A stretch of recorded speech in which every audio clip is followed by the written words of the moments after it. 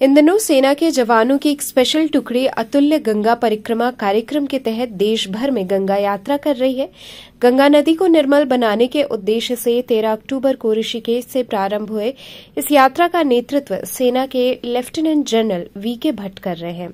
यात्रियों का दल गुरुवार रात को वाराणसी पहुंचा। सैन्य अधिकारियों ने शुक्रवार को प्रातः राजघाट पर नमामि गंगे गंगा विचार मंच के महानगर टीम के साथ स्वच्छता अभियान में भागीदारी की।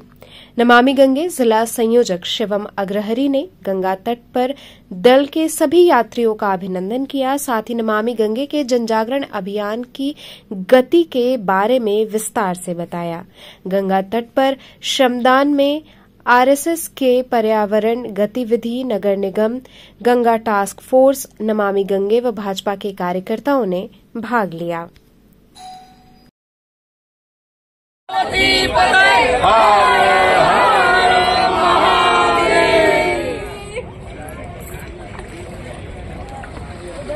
4 साल से हम लोग गंगा नदी के सैंपल्स भर रहे हैं, गंगोत्री से गंगा सागर तक। पहले साल में 224 भरे थे और उसके बाद हम उसका वाटर क्वालिटी इंडेक्स निकाल रहे हैं, जैसे AQI है। हमारा एम है कि पूरी गंगा में जितने भी हॉटस्पॉट हमने निकाले हैं 10 और पुअर क्वालिटी 11, बाकी 180 जगह तो पूरी गंगा साफ है, चाहे ऊपर है। इनमें अगर जागरूकता आ जाए लोगों में और लोग खुद मुद्दा बना लें कि हमारे शहर में, हमारे गांव में गंगा नदी खराब नहीं होगी, तो गंगा पूरी स्वच्छ हो जाएगी। वैसे भी पिछले 3 साल के हमने उसमें देखा है कि गंगा का प्रदूषण लेवल बहुत कम है। हमने पिछले साल यमुना का भी किया था। यमुना में तो बहुत ही खराब है, वहाँ बहुत काम करने की जरूरत है।